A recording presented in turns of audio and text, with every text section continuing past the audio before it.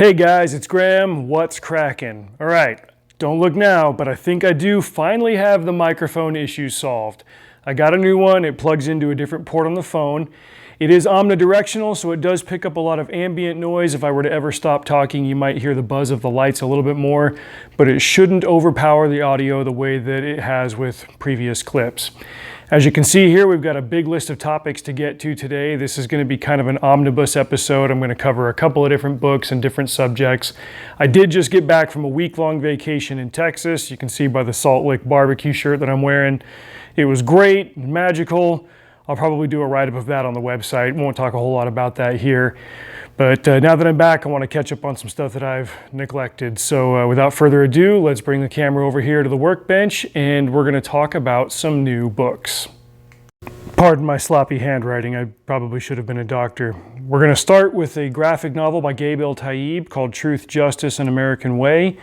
And then we're going to give a brief update on Battle Brick Road because the second volume goes live at the end of this month. Then I'm going to cover Kyle Ritter's Starblades graphic novel, which came out a year or two ago, but there's a bit of a story behind that. We're going to talk about the video game series Command and Conquer. Going to give an update on my reading of Lightbringer, and then give a quick rundown on what's going on with upstreamreviews.com, the independent book review site where I am a contributor alongside greats like Michael Gallagher, Declan Finn, and others. All right, when I tested this microphone, it did a lot of picking up of other noise, so hopefully this one doesn't get too annoying or distracting. But starting with Truth, Justice, and the American Way, big shout out to Gabe Eltaeb and his team for putting it in the mail in this excellent Gemini mailer. I've been a big critic of how books are shipped, especially by third-party guys, just because I worked at a bookstore a long time ago and we were big sticklers for how things were shipped so that they wouldn't arrive beat up at the customer. You've got to spend the money to put it in big, thick, sturdy cardboard. It doesn't have to be ready to go to the moon, but you've got to take care of it.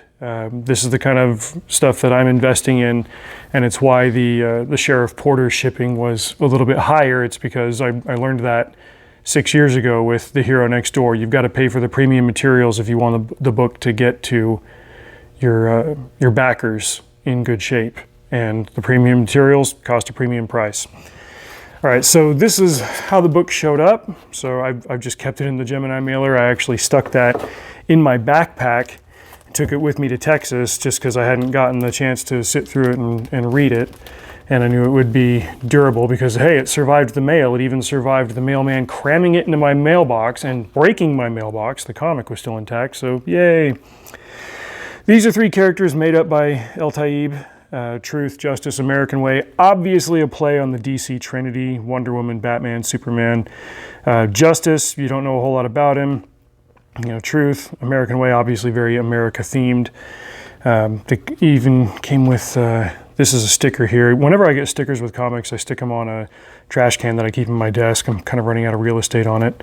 These I'll probably end up hanging, like one on my office wall and one out here in the shop. But really great artwork. I like the color combos. It all plays together really well without punching you in the face. How is the comic itself? It's pretty straightforward. There's an established superhero team. They do good, they fight bad. There's this weird villain, Davy Jones is his name, and he flies this Green Lantern-esque whale, and they fight it, they blow it up. They got a team of kids that runs around with them. They got their own code names, but they're all kind of like themed off of the big Trinity characters themselves. The plot of the book is more or less that these guys are established and well-loved by the public, and they are backed by a dude who is totally not Elon Musk or Elon Musk adjacent, but it's this rich family that has supported the superhero team since forever, and come to find out that there's a scandal in their past, not in the superhero team's past, but in the family's past. And it's coming to light, and it's going to alter public perception about the team and so on and so forth.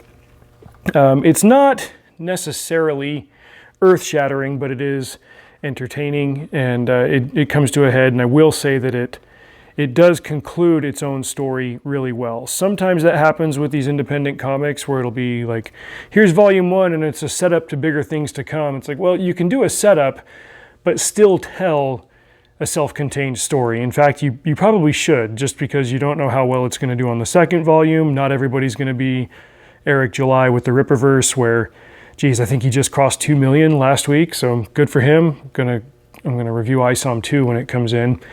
But yeah, this one, it was a pretty straightforward storyline. The art was great, as you can see.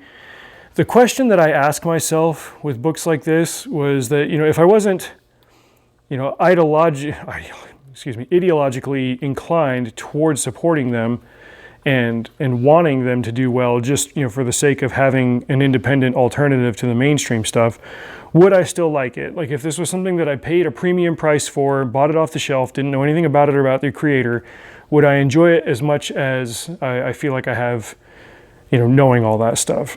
I think this one was fine. Honestly, I might just rate the story itself 3 stars out of 5. But part of the reason why you buy a comic or a graphic novel is for the art, and the art brings its A game. I think it's cool. I think it's got somewhere that it can go. It is paying an homage to the DC Trinity without being a parody of it or relying too heavily on that comparison.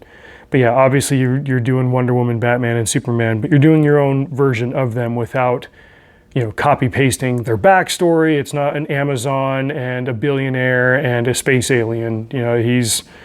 You don't really even get their complete origins or their backstories. We'll say, like, American Way, he's got parents. The press knows who they are. They're very much a John and Martha Kent type in that they're older, soil of the earth American farmer types, and everybody's proud of their son.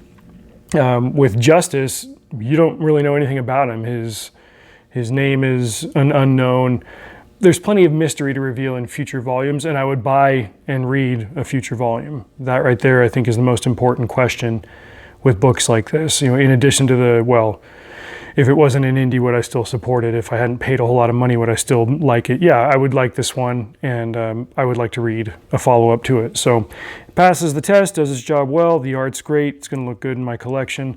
One other thing I like to emphasize with these, it's not one that's so long that they've got a spine on it. This one's a stapled copy, which is fine. The Cyberfrog comics are the same way. So, but that is Truth, Justice, and American Way by Gabe El-Taib.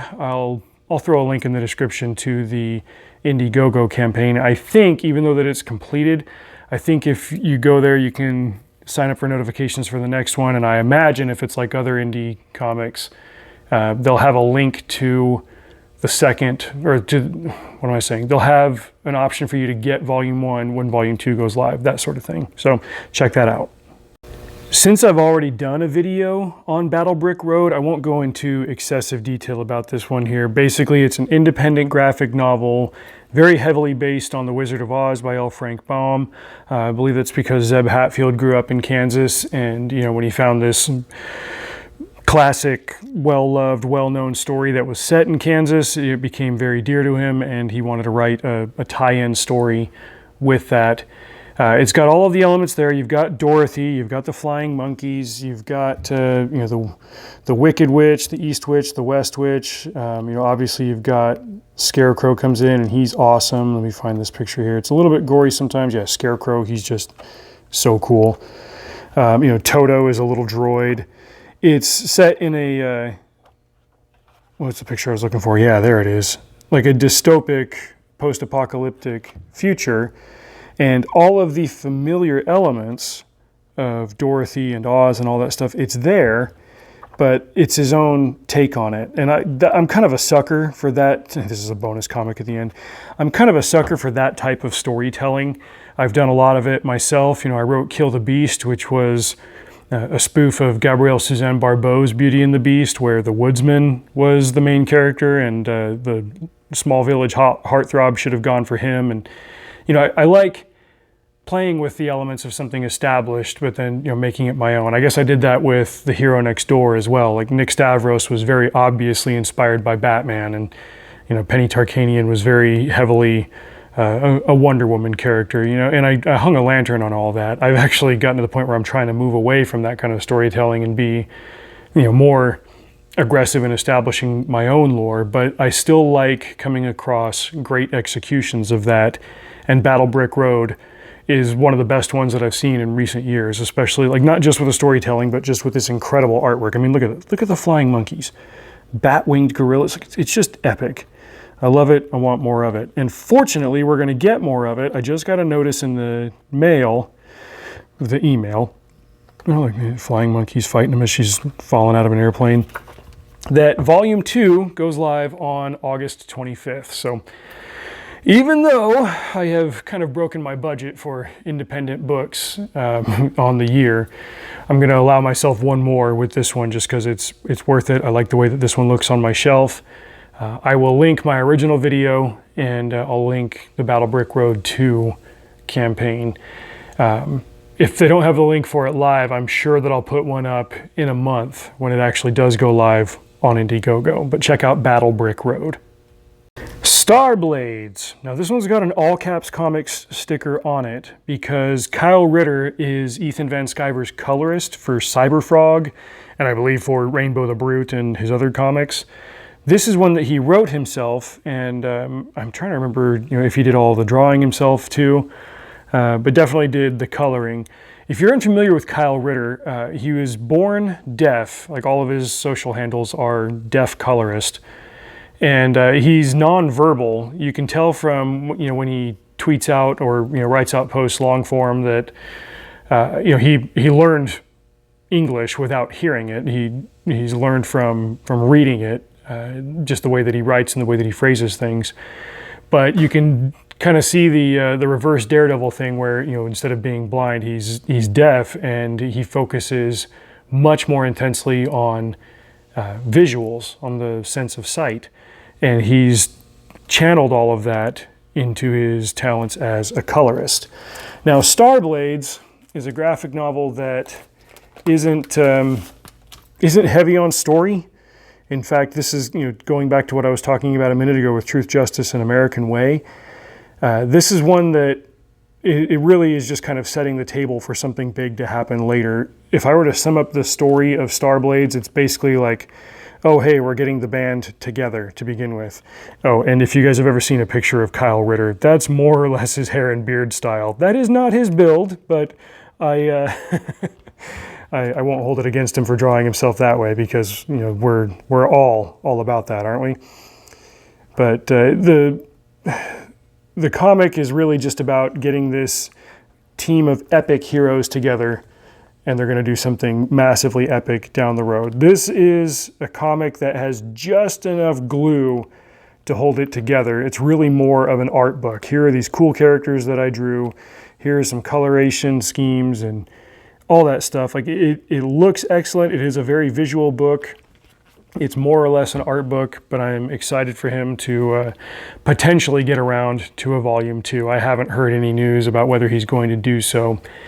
I do want to highlight, again, going back to the All Caps Comics Ethan Van Sciver thing, just a big shout out to Ethan for his customer service. I guess there was some kind of snag or snafu with the Indiegogo campaign for Starblades, and it ended up getting fulfilled like way sooner than, or way later than I expected it was going to be, and then there was some glitch with my mailing address.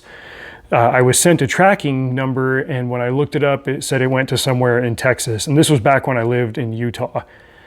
And I wasn't sure what the heck to do about it. So like a year had gone by. I hadn't heard anything back from Indiegogo. But I was finally able to slide into Ethan's DMs on Twitter and just say, hey, this is my name. This is my tracking number, but I've never lived here. What's going on? And Ethan had his people get in touch with me, and no questions asked other than obviously I provided the information to show that I had bought it. They got me a copy and did a great job. So I love the visuals on this one. I'm curious to see what a fully fleshed out story would look like, but this is a beautiful art book. Kyle did an excellent job, and I would just love to see where it goes from here. All right, I'm going to try to be as brief as I can with this one. Command and Conquer. This was a very popular video game series that started in 1995, and the arc in the Tiberium Wars saga wrapped up more or less around 2010. There have been 3 different main storylines for Command & Conquer. There's the Tiberium Wars, there's Generals, which really has nothing to do with anything else, and then Red Alert, which also has nothing to do with anything else. I guess the first game was sort of connected to Tiberium Wars, but they didn't really play that up in the sequels. The premise is that some asteroid, some meteor or whatever, it hits the Tiber Valley in Italy and infects Earth with this rapidly growing green crystal that's poisonous and radioactive. And it quickly covers the globe. And now you can harvest it and use it for energy, but the radiation and the poison makes it very dangerous to human beings. Old international boundaries melt away, and all that's left is the Global Defense Initiative, that's the good guys, and then the Brotherhood of Nod, which is this Tiberium worshipping cult. The games were tremendously successful. The original writers and programmers were heavily inspired by Frank Herbert's Dune. In fact, Westwood Studios, which is based out of Las Vegas, where I'm from, they were making a Dune video game. I want to say back in the 80s or 90s, Dune and Dune 2, and then they wanted to change it up and do their own thing. So, Tiberium is kind of like the spice. You want it, but it's dangerous. And, you've got harvesters, you've got refineries. There are little bits that show like kind of the fingerprints of Dune on Command & Conquer. But the story itself finds its own legs along the way, and it's excellent. And it's got really good production value. The games, like the second game had cutscenes with James Earl Jones. I think they had Jennifer Morrison in it. Later they had Josh Holloway, Michael Biehn. Like they got some names in this. But what's all of this leading to? Well, I still play the video games.